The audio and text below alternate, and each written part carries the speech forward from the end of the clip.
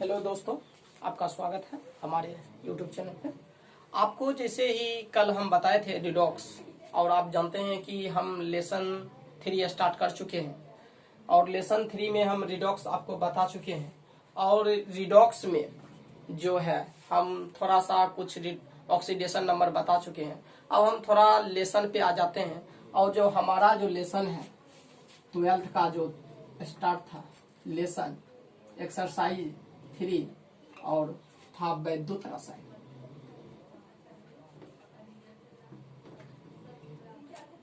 समझिए, इलेक्ट्रोकेमिस्ट्री। वैद्युत रसायन होता है क्या? वैद्युत रसायन का मतलब क्या होता है? वैद्युत आप समझ रहे हैं, विद्युत ऊर्जा, रासायनिक। तो रसायन विज्ञान की वैसी शाखा, समझिए, रासायन विज्ञान की वैसी शाखा जिसके अंतर्गत रासायनिक ऊर्जा से विद्युत ऊर्जा में आपसी संबंध या परिवर्तन के बारे में अध्ययन किया जाता है, वैद्युत रसायन कहा जाता है। समझिए, इसको आप कैसे बोल सकते हैं? रासायन विज्ञान की वैसी शाखा जिसके अंतर्गत रासायनिक ऊर्जा से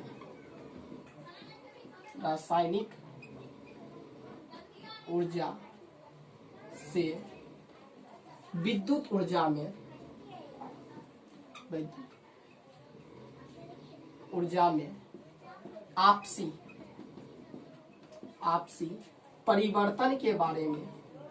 आपसी परिवर्तन के बारे में अध्ययन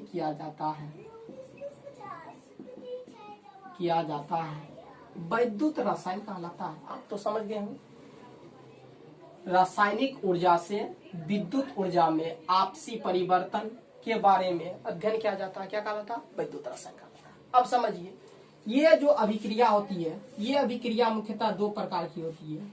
ये अभिक्रिया मुख्यतः 2 प्रकार से होती है।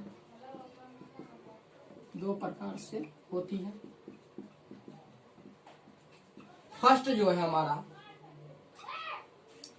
वैद्युत रासायनिक अभिक्रिया,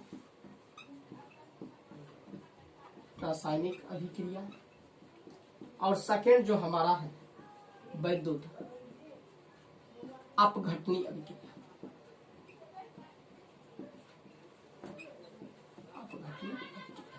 तो पहले हम जान लें जो वैद्युत रासायनिक अभिक्रिया होता क्या है, उसके बाद हम विद्युत अपघटनीय अभिक्रिया के बारे में जानेंगे। तो समझिए, विद्युत रासायनिक अभिक्रिया क्या होता है।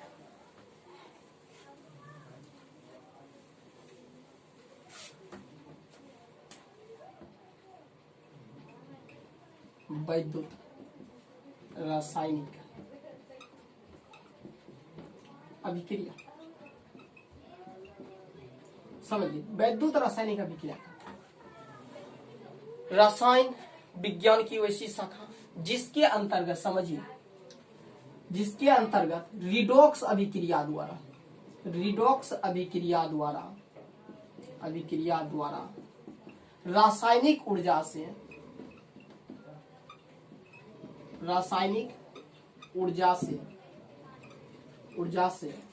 विद्युत ऊर्जा में आपसी परिवर्तन के बारे में अध्ययन किया जाता है।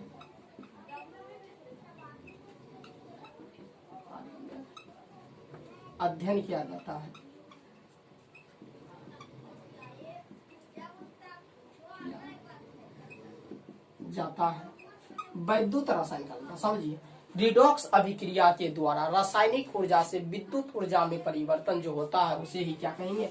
वैद्युत रासायनिक अभिक्रिया कहेंगे। जैसे गैल्वेनी सेल, वोल्टियर सेल, ये सब सेल आते हैं। समझिए, अब गैल्वेनी सेल होता है क्या?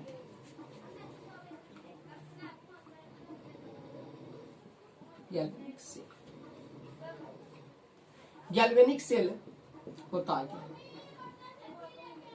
गैल्वेनो सेल। समझिए गैल्वेनो सेल बनता कैसे है और ये किस प्रकार से कार्य करता है।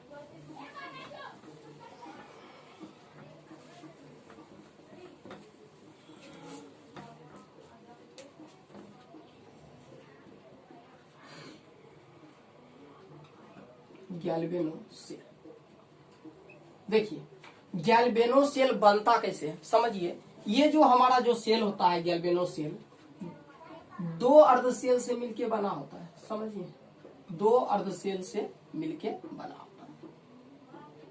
ठीक ठीक, और एक में क्या होता है, दो अर्ध सेल से मिलके बना होता है, एक अर्ध सेल में क्या होता है, जिंक की छड़ लगी रहती है, जिंक की छड़, जड़न की छड़ लगी होती है। और दूसरे में क्या होता है, दूसरा जो अर्ध सेल होता है इसमें कॉपर की छड़ लगी होती है।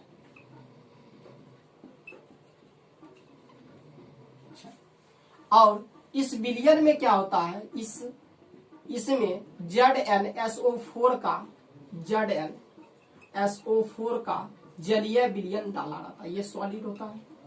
और ये Zn+2 में टूट जाता है, SO4- में टूट जाता है। और इसमें क्या होता है, इसमें कॉपर सल्फेट की विलयन भरी रहती है, CuSO4 की विलयन भरी रहती है। अब समझिए ये सेल कैसे कार्य करता है। जैसे इस विलयन में ZnSO4 की विलयन में जिंक की छड़ को हम जब डालते हैं तो जिंक की छड़ क्या करता है, इसे इस सेल में डालने के तत्पश्चात ही क्या होता है, अभिक्रिया करना प्रारंभ कर देता है। मतलब जिंक की छड़ क्या करता है, गलना प्रारंभ कर देता है। और जब ये गलना प्रारंभ कर देता है, गलना मतलब क्या करता है, इलेक्ट्रॉन को त्याग करने लगता है। ये Zn है तो ये इलेक्ट्रॉन को त्याग करने लगता है। और चूंकि ये आयन इसमें क्या होते हैं, इस जलीय विलयन में मिल जाते हैं। और जैसे ही आयन जलीय विलयन में मिल जाते हैं तो ये सेल क्या होता है, पतला होते जाता है, क्योंकि ये इलेक्ट्रॉन को त्याग करता है। और ये आयन इस जलीय विलयन में आयनित हो जाते हैं। और ये क्या होता है, इसलिए इस पे क्या होता है, ये क्या करता है, इस पे एनोड का कार्य होता है, एनोड होता है। और इस पे ऋण आवेश हो जाता है। क्या, कौन सा आवेश हो जाता है, ऋण आवेश, क्योंकि ये इलेक्ट्रॉन को त्याग कर देता है और इसके पास जो ऋण आवेश हो जाता है। और ये क्या करता है, कॉपर की छड़, कॉपर की जो छड़ है इसमें जैसे ही कॉपर की छड़ डाला जाता है तो कॉपर की छड़ क्या करता है, इस जलीय विलयन वाले कॉपर को क्या करता है, अपनी ओर आकर्षित करने लगता है और परत दर परत चढ़ने लगता है। और ये क्या करता है, इस समय ये कैथोड का कार्य करता है, कैथोड का कार्य करता है। और इस पे क्या होती है, प्लस चार्ज होती है। अब बहुत लोग सोच रहे होंगे, हमने तो पढ़ा है जहां पे प्लस होता है वहां पे एनोड और जहां पे माइनस होता है वहां पे कैथोड। तो ये आपकी राय गलत है, मान्यता गलत है, हम आपको साबित करें। देखिए प्लस माइनस से नहीं होती है, क्योंकि हम बता चुके हैं रिडॉक्स पर। ये पहले क्या बताए थे, जिसपे रिडक्शन होगा वह कैथोड की तरह कार्य करेगा, जिसपे ऑक्सीडेशन होगा वह एनोड। तो यहाँ पे क्या किया, ये इलेक्ट्रॉन को त्याग दिया, इसलिए इस पे एनोड की क्रिया हुई। और यहाँ पे क्या किया, ये जो इलेक्ट्रोड है हमारा इलेक्ट्रॉन ग्रहण कर रहा है, इसलिए इस पे कैथोड की कार्य होगी। और ये क्या करता है, जब ये गलित होता है तो इस पे क्या होता है, माइनस चार्ज आ जाता है और इस पे क्या होती है, प्लस चार्ज आ जाती है। समझिए आवेश को संतुलित रखने के लिए क्या किया जाता है, लवण सेतु जोड़ दिया जाता है, लवण सेतु, ठीक, लवण सेतु। और जब क्या करते हैं, विद्युत परिपथ में या वोल्टामीटर बोल सकते हैं, सो क्या करते हैं, एनोड को कैथोड के साथ जोड़ा जाता है तो विद्युत धारा क्या होती है, प्रवाहित होने लगती है। तो लिखना कैसे है इसको, तो इसके बारे में 2 मिनट सुनिए, समझिए कैसे लिखना है। इसमें जो है कैसे लिखना है समझिए। पहले लिखिएगा आप,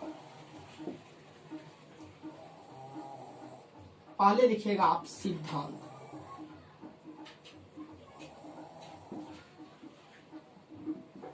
सिद्धांत हमारा क्या है, सिद्धांत लिखिएगा यह रासायनिक ऊर्जा से विद्युत ऊर्जा उत्पन्न करता है। क्या लिखेगा? यह रासायनिक ऊर्जा से विद्युत ऊर्जा उत्पन्न करता है। उसके बाद लिखना है आपको बनावट। समझिए बनावट क्या है। बनावट में सिंपल सा लिखना है, लिखिएगा यह दो अर्धसेलों से मिलकर बना होता है। दो अर्धसेलों से मिलकर बना होता है। प्रथम जो अर्धसेल है कांच की बर्तन की बनी होती है, जिसके बीचों बीच जिंक की छड़ लगी रहती है और जिंक के छड़ के चारों ओर जिंक सल्फेट की विलयन भरी हुई रहती है। ठीक, इसमें जिंक का छड़ इलेक्ट्रॉन को क्या करता है? त्याग करता है। इलेक्ट्रॉन को त्याग करता है, इसलिए इस पे क्या होता है? यह एनोड की तरह कार्य करता है। ठीक, तथा अब उसके बाद लिखिएगा दूसरा अर्धसेल भी हमारा क्या होता है? एक कांच की बर्तन की बनी होती है, जिसके बीचों बीच क्या होती है? कॉपर की छड़ लगी रहती है। कॉपर की छड़ लगी रहती है और इसके चारों ओर कॉपर सल्फेट की विलयन भरी रहती है। और कॉपर की छड़ इसमें क्या करता है? इलेक्ट्रॉन को ग्रहण करता है, तो इस पे कैथोड होता है, कैथोड का कार्य करता है। और समझिए आवेश को संतुलित रखने के लिए क्या किया जाता है? लवण सेतु जोड़ दिया जाता है। लवण सेतु जोड़ दिया जाता है। और जब विद्युत परिपथ में एनोड को कैथोड के साथ जोड़ा जाता है तो विद्युत धारा प्रवाहित होने लगती है। ठीक, देखिए अभी बहुत लोग का कहना है जो सर ये एनोड और कैथोड के, देखिए ये बात सही है जो प्लस चार्ज पे एनोड होता है, लेकिन ये आप नहीं समझिए जो प्लस पे हमेशा एनोड ही होगा, ये बात गलत है। प्लस पे हमेशा एनोड ही होगा, ये बात गलत है। क्योंकि हम बता दिए जिस पे ऑक्सीडेशन होगा उसी पे एनोड होगा, जिस पे रिडक्शन होगा उसी पे कैथोड होगा। समझिए, अब समझिए लिखना है क्रिया विधि। क्रिया विधि क्या लिखना है? क्रिया विधि में ये लिखना है, इसमें क्या होता है? इलेक्ट्रॉन का प्रवाह एनोड से कैथोड की ओर होता है, अर्थात जिंक इलेक्ट्रोड से क्या होती है? कॉपर इलेक्ट्रोड की ओर होती है। इसमें जिंक इलेक्ट्रोड इलेक्ट्रॉन का त्याग करता है, इसलिए इस पे क्या होती है? ऑक्सीडेशन होती है। और तथा कॉपर इलेक्ट्रॉन का ग्रहण करता है, इसलिए इस पे क्या होता है? रिडक्शन होता है। समझिए क्रिया विधि कैसे होगा। इस पे क्या होगा? जिंक इलेक्ट्रॉन को क्या करता है? त्याग करता है, और जब त्याग करता है तो इस पे क्या होता है? ऑक्सीडेशन होता है। और कॉपर क्या करता है? इलेक्ट्रॉन को क्या करता है? ग्रहण करता है, तो इस पे क्या होगा? रिडक्शन होता है। अब समझिए ये गया, तो ये Zn plus Cu plus plus ये Zn प्लस प्लस C, ये जो अभिक्रिया हमारा होता है ये रिडॉक्स होता है। समझिए, तो क्रिया विधि आप लिख लीजिएगा। इसमें इलेक्ट्रॉन का प्रवाह एनोड से कैथोड की ओर होता है, अर्थात जिंक इलेक्ट्रॉन को क्या करती है? त्याग करती है, तथा कॉपर इलेक्ट्रॉन को ग्रहण करती है। जिंक क्या करती है? इलेक्ट्रॉन का त्याग करती है, इसलिए इस पे क्या होता है? ऑक्सीडेशन होता है, तथा कॉपर इलेक्ट्रॉन को ग्रहण करती है, इस पे इसलिए रिडक्शन होता है। तो उम्मीद है आपको समझ में आ गया होगा। अगर नहीं आया होगा वीडियो दोबारा देखिएगा और कमेंट करके फिर से हम बताएंगे। धन्यवाद।